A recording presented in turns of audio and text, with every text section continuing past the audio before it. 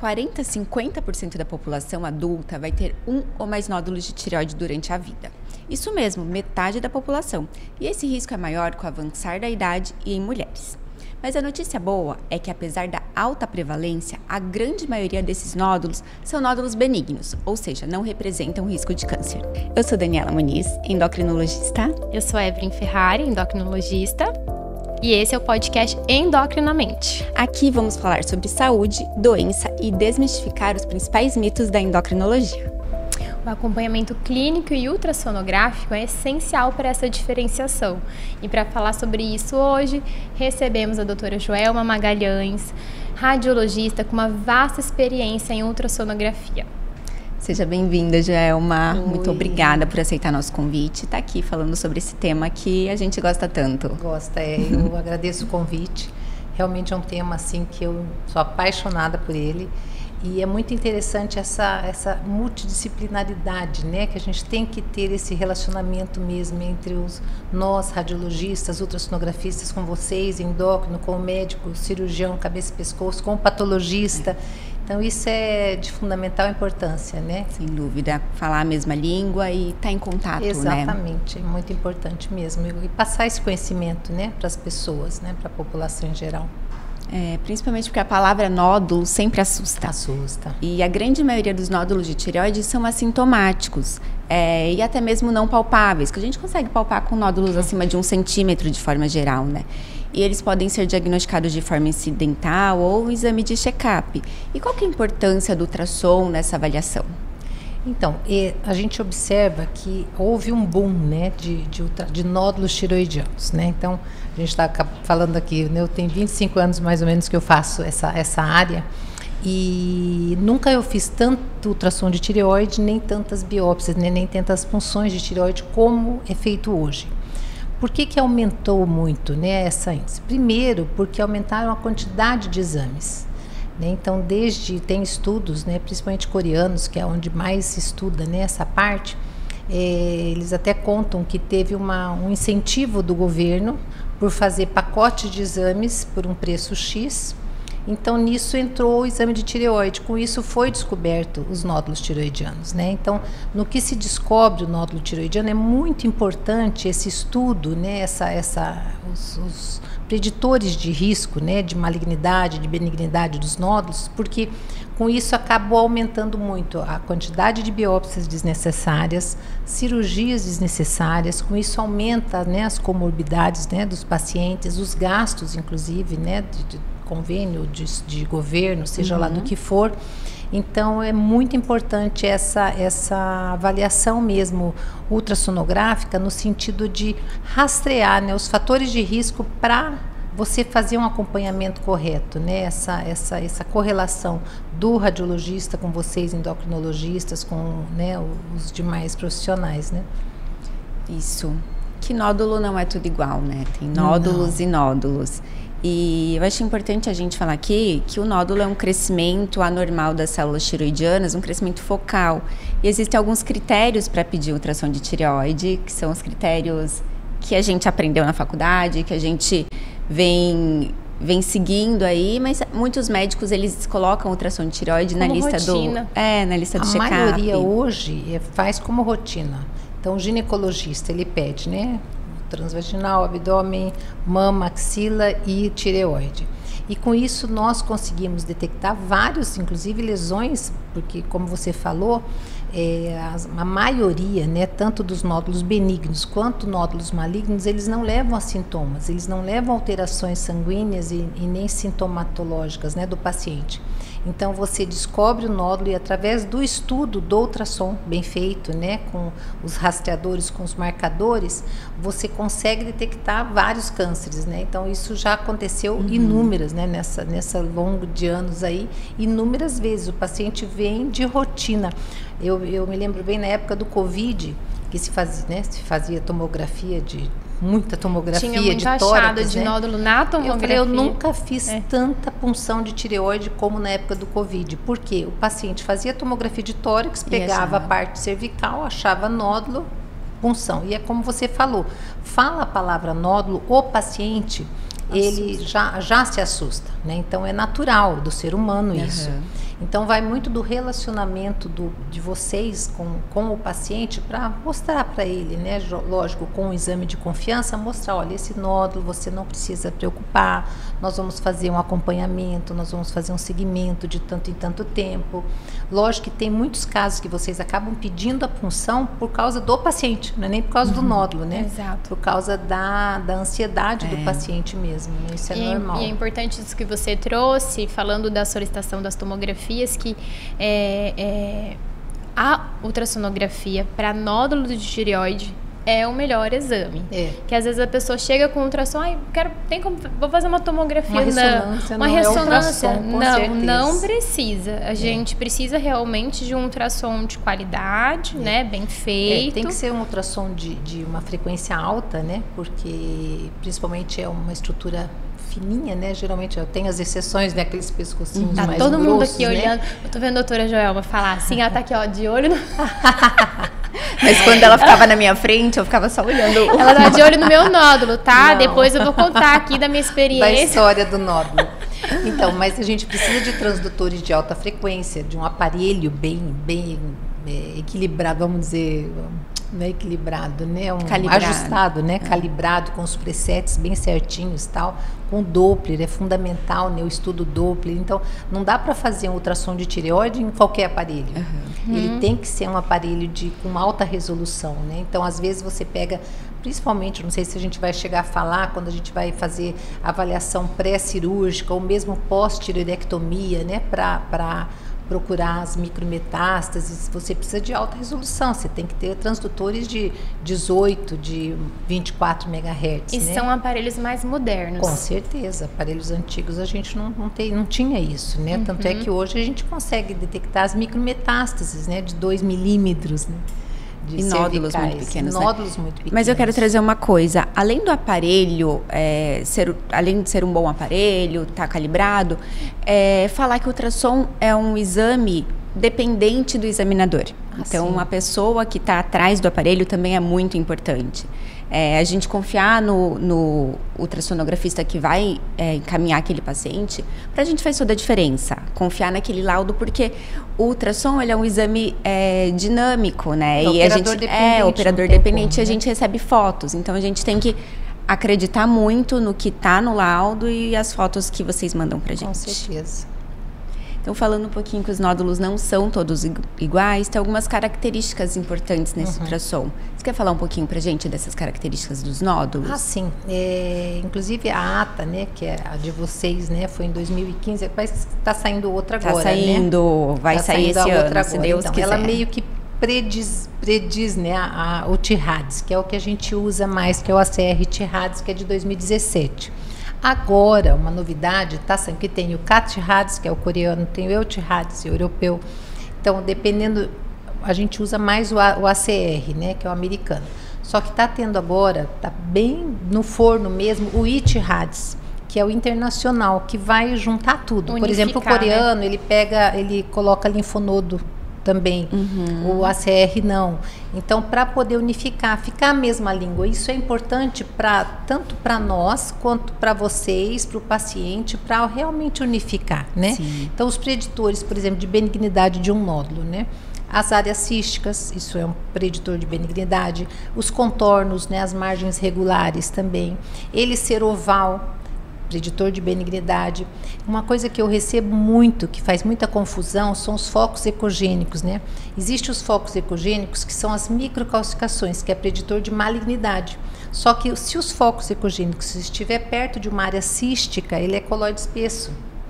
E muitos nódulos que vêm, e só o foco ecogênico, ele aumenta 3 pontos no TIRADS, então ele vai quase para 4 e às vezes para 5 pontos, né? Que já é um altamente suspeito. Então, a maior dificuldade que eu acho do paciente, né, dos médicos que fazem o exame, é os focos ecogênicos, que eles dão focos ecogênicos como microcalcificações e são coloides espessos, né, que tem aquela reverberação em cauda de cometa. E aí eu puxo daquilo que eu estava falando, da importância da gente confiar no ultrassonografista, que ele vai mandar foto pra gente do nódulo com um pontinho branco. A gente vai olhar e vai falar, é microcalcificação. E outra coisa ou é coloide espesso. Interessante, até agora no congresso a gente estava falando exatamente sobre isso. A hipoecogenicidade, que é o nódulo escuro, né, vamos falar assim, o nódulo mais escurinho, ele é um preditor de malignidade, né? O branquinho não.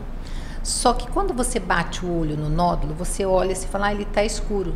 Já são 2 pontos. Só que aí também é o segundo maior erro que a gente vê. A gente tem que analisar a parte sólida dele. Antigamente, vocês devem ter pego essa fase, porque não é tão antigamente, o halo hipoecogênico, que era um preditor de benignidade. O halo nem existe hoje no Tirades, né? Não sei se vai voltar, mas não existe. E esse halo, ele é um halo escuro, ele faz com que dá a impressão que o nódulo é escuro. E o nódulo é isoecogênico, ele é branquinho. Então, isso aí também, então tem nódulo que vem, a maioria dos nódulos que vem para fazer a punção, Tirades 5, Tirades 4, por ser hipoecogênico, na verdade ele é iso. Ele é igual à cor da glândula. Aí depende tanto do operador, quanto do aparelho, quanto de você, porque o nosso olho tem que estar calibrado. Você tem que estar ali com aquela imagem algum tempo para você conseguir até diferenciar as imagens que você está vendo, né? Não dá para fazer um exame rápido. Então, pequenos detalhes vão classificar esse nódulo para um Tirades maior.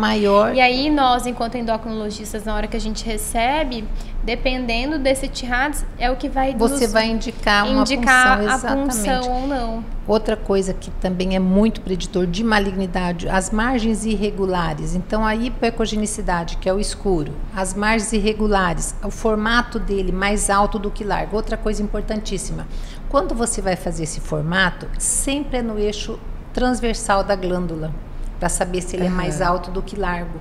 E às vezes você pega laudos mostrando que ele fez a medida no eixo longitudinal, quer dizer, já está errado. Então isso tudo precisa de estudo, precisa de você pegar, né, os de olho, artigos, de experiência, de aparelho atrás mesmo, e atualização. Realmente atualização. Entendeu? Porque esses dias eu peguei um laudo falando sobre o halo. Eu falei, gente, esse halo foi 2017, caiu, né?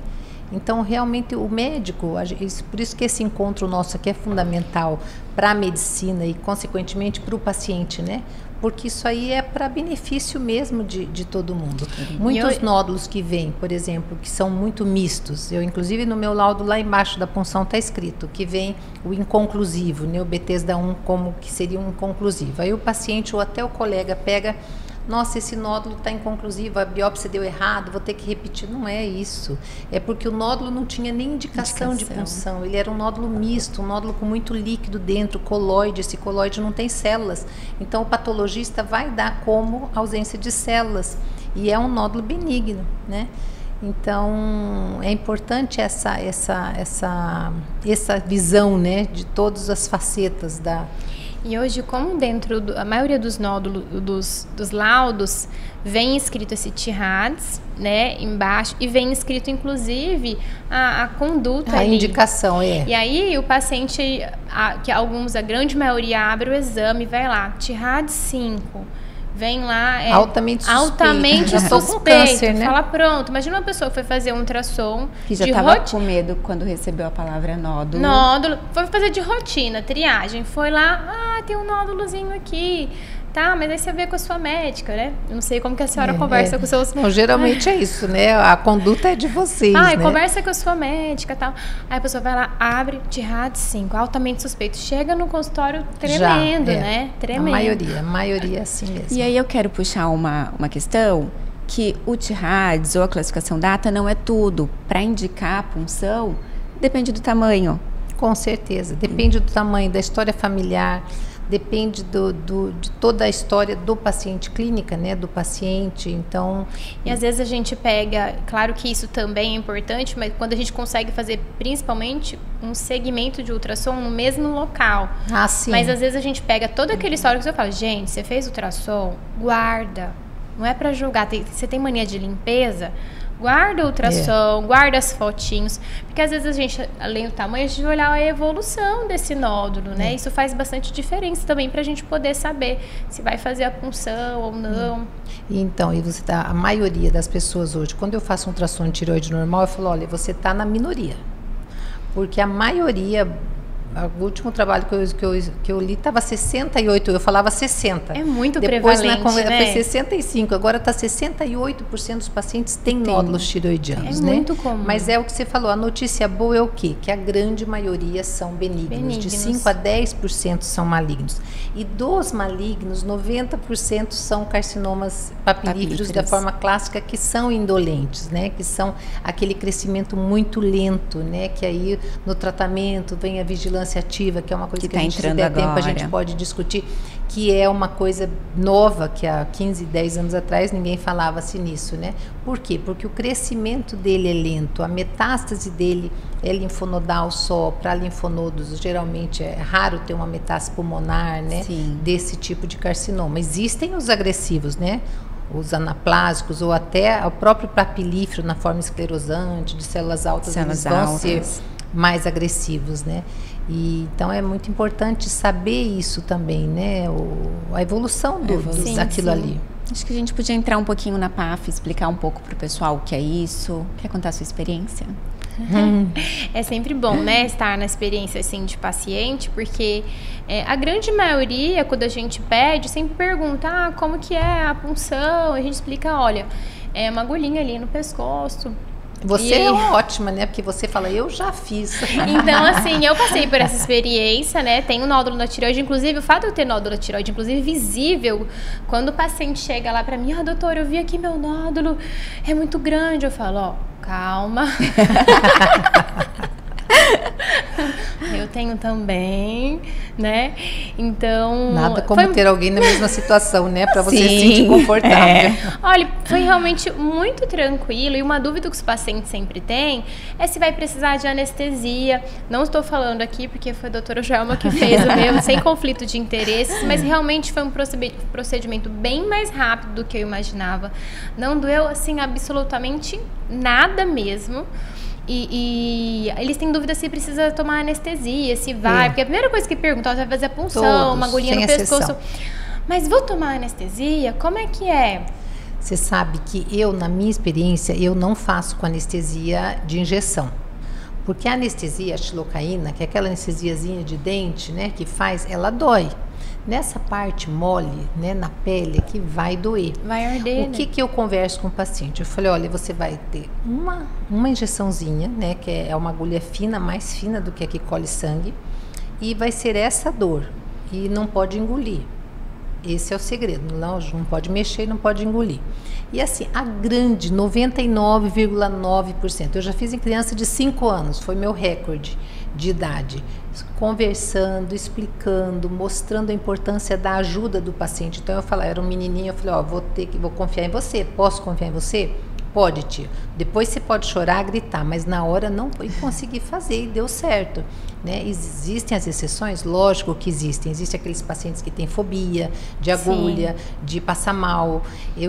Homem principalmente, né? Passa mais mal. Eu tive 2 que caíram depois, foram 2 homens, né? Que depois que terminou a biópsia, a punção, eles tiveram lá uma reação e acabaram desmaiando, mas isso são também as exceções.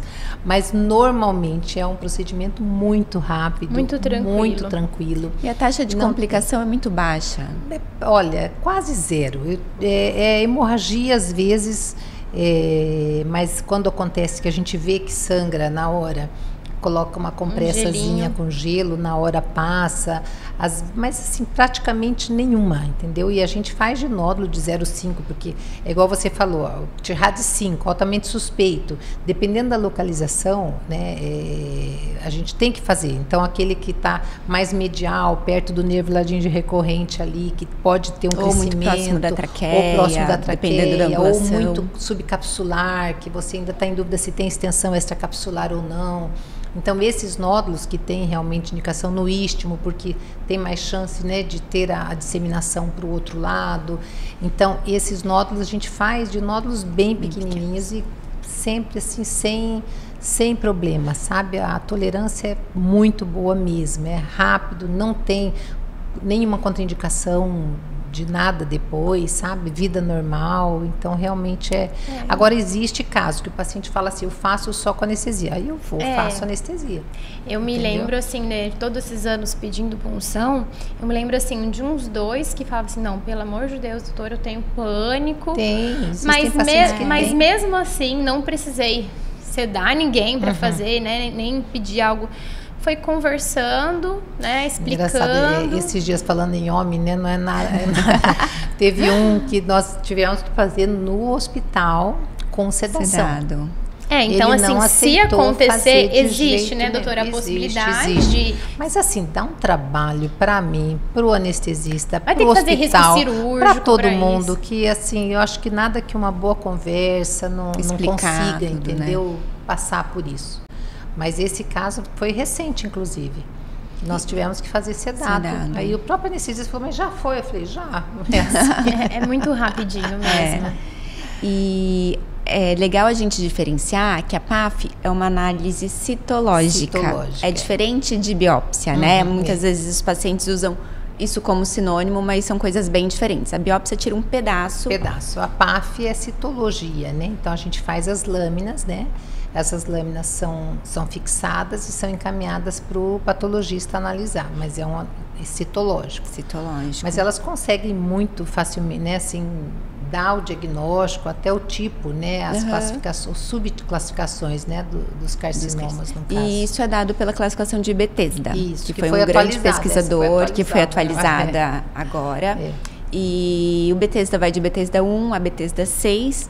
E dependendo dessa classificação, a gente vai fazer o segmento desse nódulo ou encaminhar para cirurgia, tudo isso, né? Hoje em dia a gente tem algumas tecnologias, inclusive você tem uma tecnologia bem legal que é elastografia. Queria que você falasse um pouquinho, explicasse o que é. Eu estou apaixonada pela elastografia, mas ela não é para substituir nada. Ela não vai substituir a punção, ela não vai, pelo menos por enquanto, né? Não vai substituir o estudo no molecular quando for indicado, nada disso. Eu vejo como uma ferramenta para somar, né? Então, eu tive alguns casos que eu até consegui o nódulo maligno, ele é um nódulo duro. Então, na elastografia vai aparecer, sabe? É lindo, é muito bonito. Ela fica aquela tonalidade vermelha, você mede, dá acima de 42. Quando você faz a comparação com o tecido tiroidiano, dá uma relação bem maior que 1,80. Então, isso indica que é um nódulo duro. Então, geralmente, quando o paciente é mais nervoso, eu falo, olha, esse aqui eu estou fazendo para você ver, é um nódulo mole. Geralmente um câncer é um nódulo duro, é um nódulo mais pétreo, né? Qualquer câncer, então você não vai ter um câncer molengo, né? Então, geralmente, aí eu faço elastro, mostro para o paciente, mas é uma ferramenta, ainda não tem nada, vamos ver agora com esse novo TIRADS, né? Quando sair, se vai vir alguma coisa, mas não tem nada, assim como a vascularização, né? Então, todo o exame que eu faço com Doppler, independente de ser solicitado ou não. A vascularização, ela não entra na classificação do TIRADS, mas ela é uma ferramenta a mais que soma. Então, eu tenho um nódulo que é suspeito e eu coloco o Doppler, ele tem uma vascularização predominantemente central, já é mais suspeito ainda, já é um alerta. E se você tem elástico e faz elástico, dá um nódulo rígido, mais um ponto. É mais um ponto ainda. Então, é uma coisa que a gente consegue, são ferramentas que elas vêm realmente para somar e para nos direcionar melhor o que fazer com esse nódulo, né? Tem os nódulos que dão TIRADS 5, que seria pela classificação suspeitos, altamente suspeitos, mas a gente fala, isso aqui não é um câncer, isso aqui não é um nódulo, né? Vai pedir punção, o paciente vai assustar, mas eu tenho que seguir lá os pontinhos, né? E acaba dando TIRADS 5, né? Doutora, agora eu tenho uma curiosidade. Se você vai lá, o paciente chega, porque, entenda, enquanto radiologista, o paciente está ali fazendo exame com você, mas ele foi encaminhado de um colega. Claro.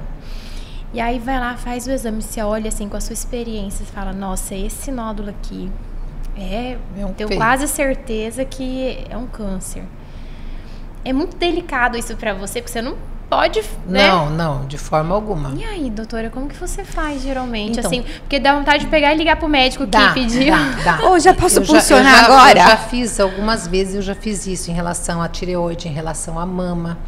Mas assim, a gente tenta não desesperar o paciente, mas de outra forma eu me coloco muito na posição do paciente. Então, por exemplo, aconteceu de várias vezes de paciente de fazer ultrassom, seja lá do que for, né? Ultrassom de mama, aconteceu esse recente. Eu faço o paciente, e aí doutora, tá tudo bem? Tá. Ele não vem pegar o resultado.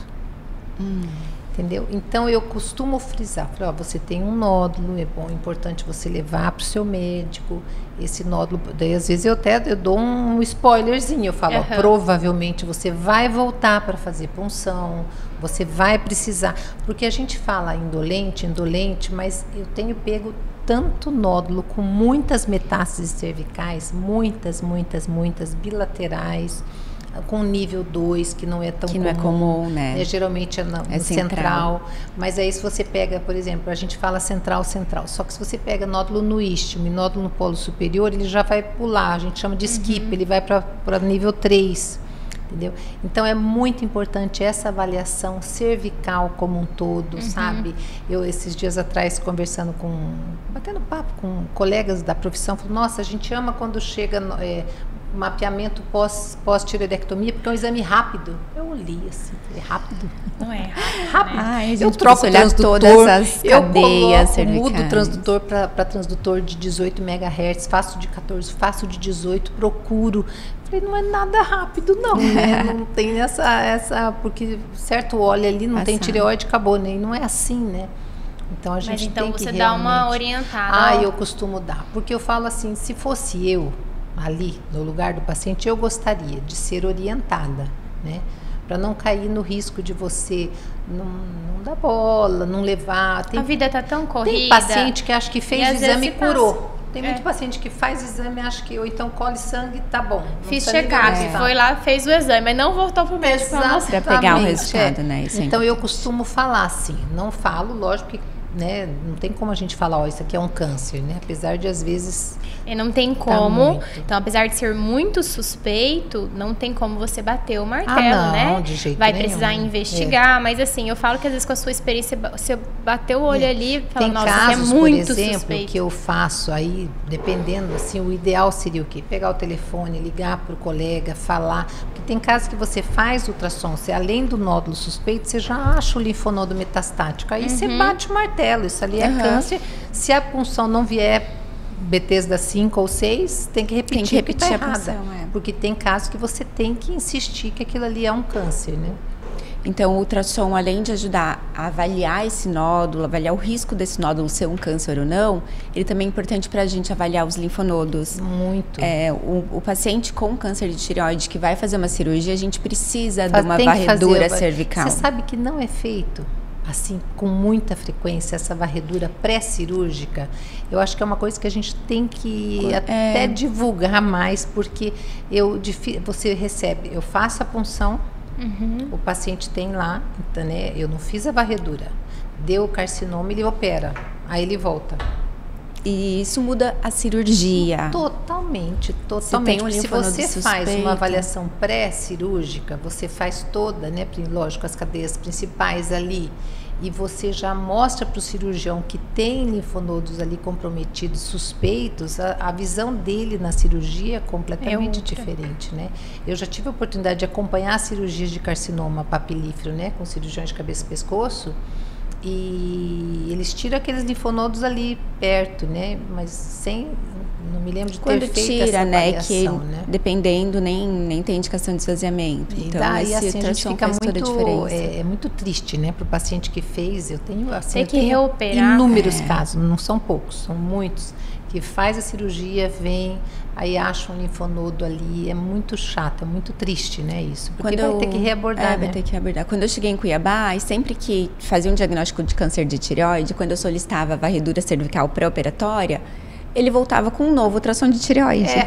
E não é com a varredura. Às vezes existe essa confusão, até quando a gente vai pedir ultrassom cervical pós-tireoidectomia, e aí, para fazer o segmento de câncer pós-câncer de tireoide, não, mas para fazer tem que ser ultrassom de tireoide. Não é, porque já tirou a tireoide, é ultrassom cervical. Até porque a gente não precisa que olhe só aqui, né? Vai ter que olhar aqui o leito tireoidiano, mas tem que olhar fazer toda essa varredura aí. Toda a varredura, né? Importantíssimo. E idealmente o que vocês estão trazendo, que às vezes muitas vezes pré-cirúrgico, essa varredura pré-cirúrgica é importante. Muito. E pós-cirurgia vai ser um exame muito importante. Caso o nódulo seja câncer e opere, vai ser um exame, ultrassom, vai ser um exame muito importante para o acompanhamento. Eu peguei, não é o mais comum, né? O que é preconizado na literatura é 5 anos, né? Pós-cirúrgico. Eu peguei uma metástase 10 anos após a tireoidectomia.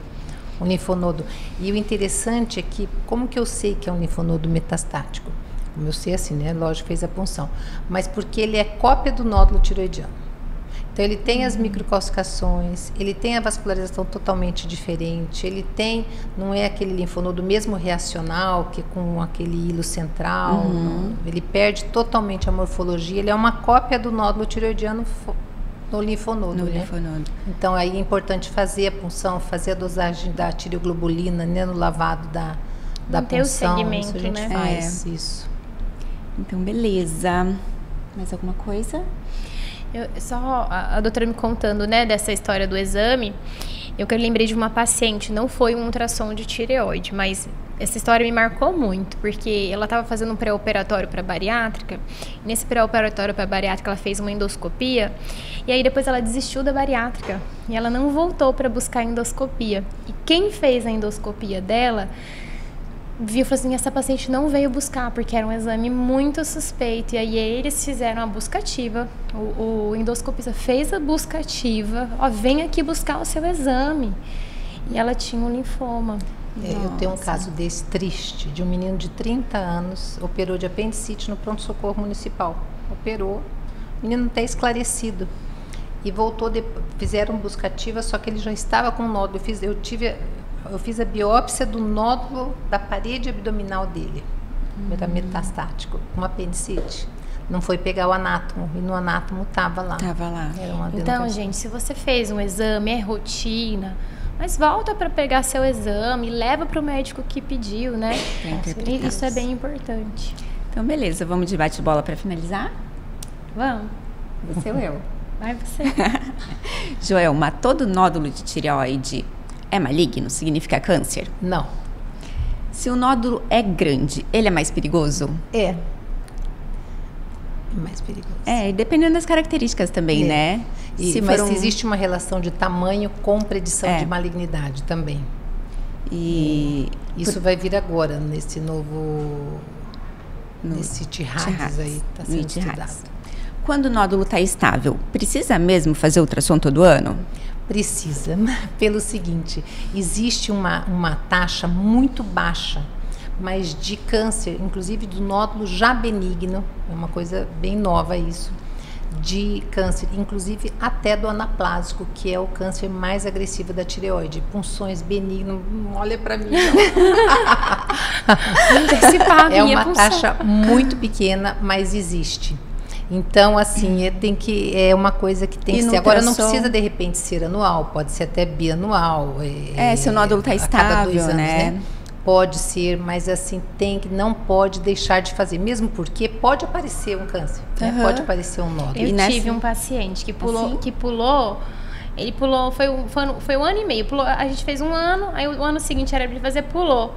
Quando ele voltou no outro ano, câncer de tireoide. E importante que isso que a Joelma falou, de um câncer que já veio benigno, de um nódulo que já veio benigno, depois diagnosticar um câncer, no ultrassom a gente tem dicas de que isso vai acontecer. Com certeza. Ou é o nódulo que cresce. Exatamente. Ou é que cresce, ou que vai aparecer as calcificações, ou vai aparecer, vai mudar a forma dele, que a gente falou, a cor dele vai mudar. Então, tem os preditores que a gente tem que estar atento a essas modificações. Por isso que quando ele cresce mais de 20%, tem indicação até de repetir a punção, mesmo benigno, né? Isso. E o ultrassom é um procedimento não invasivo, barato, indolor, barato, né? Então, e como a gente falou aqui, toda a importância desse exame, o paciente precisa, né, manter essa vigilância. Isso. A última, após a cirurgia de um câncer de tireoide, não precisa mais acompanhar com ultrassom? Precisa. Deve. Deve acompanhar. Então é isso. Um diagnóstico de nódulo assusta, mas estar com bons profissionais dará segurança nesse acompanhamento.